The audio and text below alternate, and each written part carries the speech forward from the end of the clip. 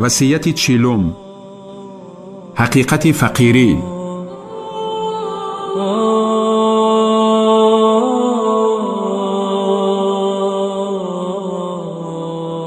از ابوذر رضی الله تعالی عنه روایت است که پیغمبر صلی الله علیه و سلم فرمود: ای ابوذر، آیا بسیاری مال ثروتمندی است؟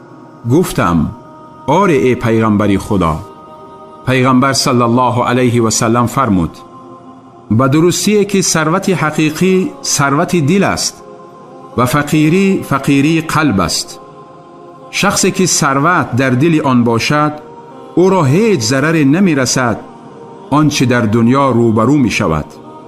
شخص فقیری در دلش باشد او را آنچه که بیشتر در دنیا است ثروتمندش نمی گرداند، به درستی که بخیلی نفسش را ضرر می رساند. روایت ابن حبان.